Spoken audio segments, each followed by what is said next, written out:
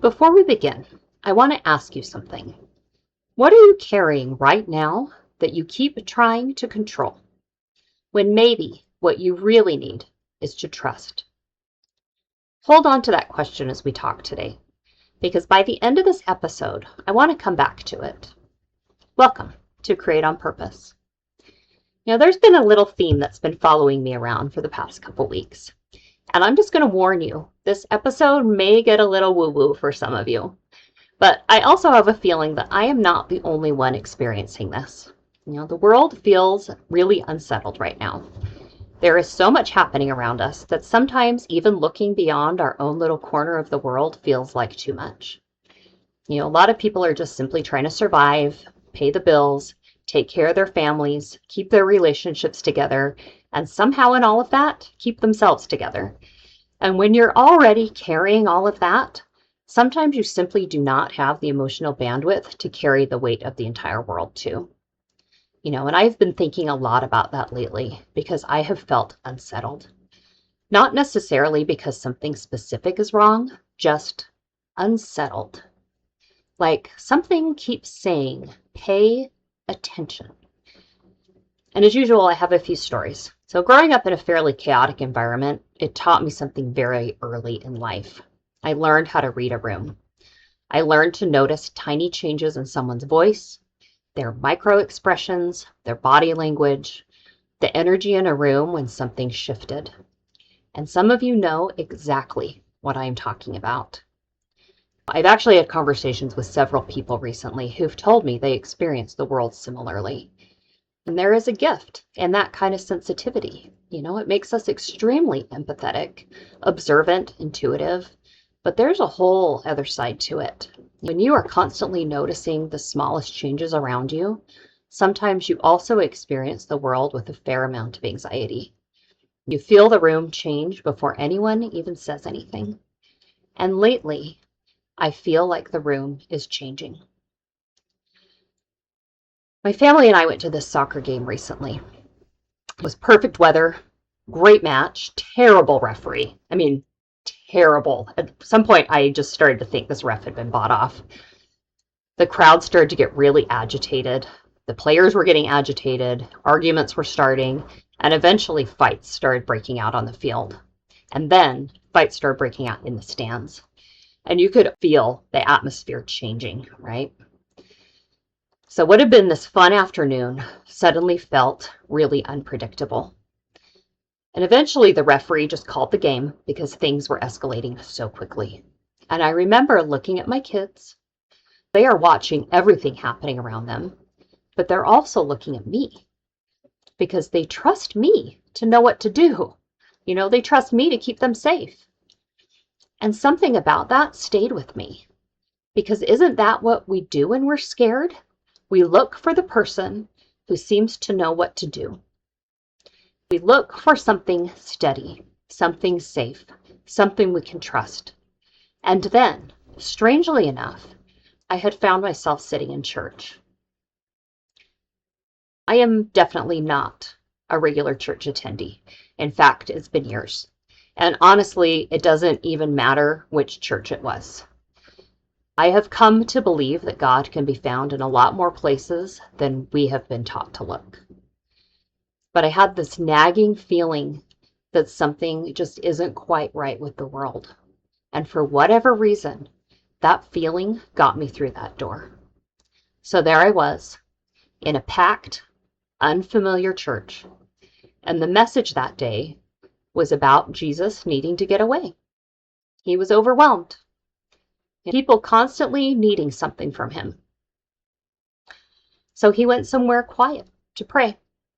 Meanwhile, his disciples are out on the Sea of Galilee when the storm came. The wind picks up, the water became dangerous, and they were terrified. And then, through the storm, they saw Jesus walking towards them across the water. And the message I heard that morning was incredibly simple. Trust. It wasn't, why are you not controlling the storm? You need to predict the storm. You need to understand why the storm is happening. No, the message was trust. And that word has been following me ever since. And then yesterday, something else happened. I've been having some work done on my house. And one of the men working here is a deeply devout Catholic man. And somehow we started talking about faith. Anyway, he told me a story. This is just a theme throughout my life. People tell me things. So he tells me this story. He said that on Sunday, he had $20 left. That was it. He had sent the rest of his money home to his family. So here he is, sitting in church, $20 in his pocket. And he decided to give that last $20 to his church. Now, I'm not telling you this as financial advice. I'm just telling you what happened to this man. He prayed. He told God, I need help. And the next day, this woman calls him. And she told him that she owed him money. And she handed him $2,500. And he was telling me this story.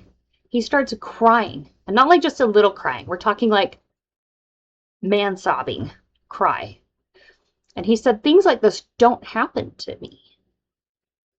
But he believed that woman was an angel. And whether you believe she was literally an angel isn't really the point of this story. What struck me, again, was that word, trust. Here, I've been feeling unsettled. I walk into that church for the first time in years, and I hear a message about trusting in the middle of a storm. Then I'm standing in my own house, talking to someone who has absolutely no idea what is going on with me and what's been going through my mind.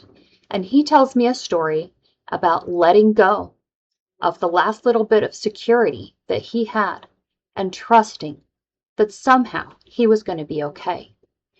And at some point, you start noticing the repetition. You know, maybe you call it a coincidence. Maybe you call it synchronicity. Maybe you call it God. I don't think I need to tell you what to call it. I just think sometimes we are so busy looking for enormous signs that we miss the quiet repetition happening right in front of us. And lately, the same message keeps finding me. Trust. Maybe strength looks different than we think.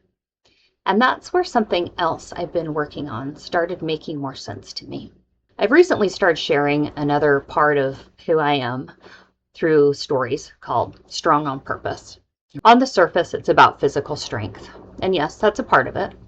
You know, I believe deeply in taking care of this body that I've been given. But the more I've thought about why I felt pulled to start sharing that part of my life now, the more I've realized that it isn't just about building a strong body. It's about a strong mind and a strong spirit.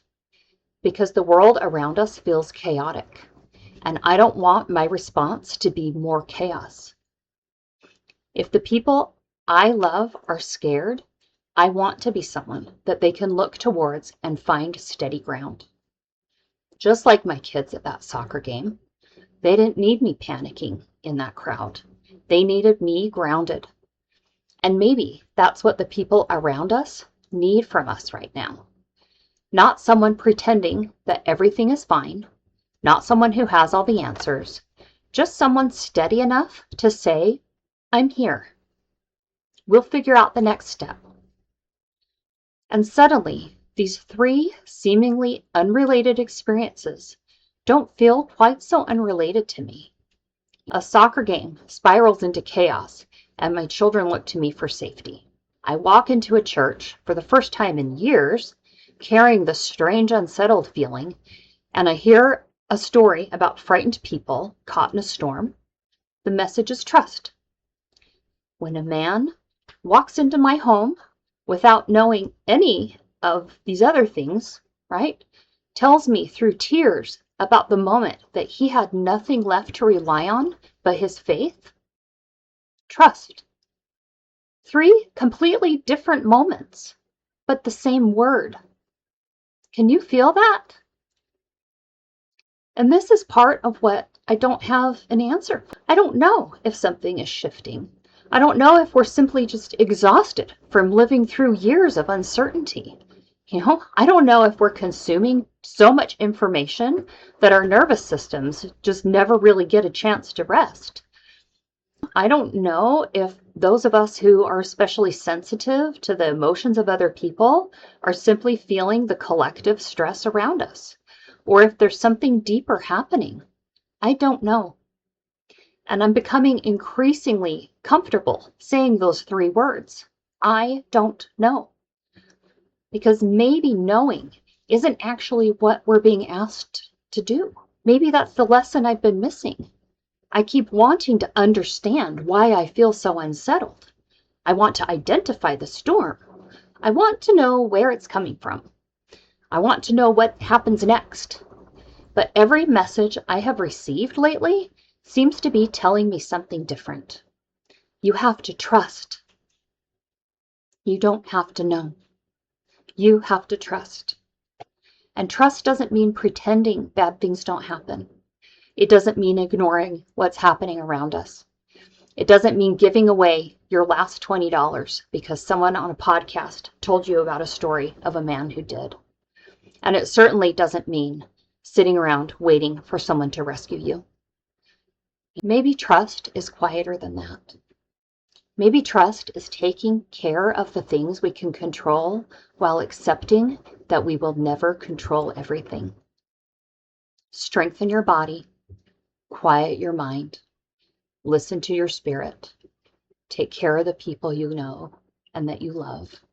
Pay attention and trust. Because perhaps we are spending too much energy asking, how do I stop this storm? When the better question might be, who do I want to be while I'm standing in it? I think that's what being strong on purpose is beginning to mean to me.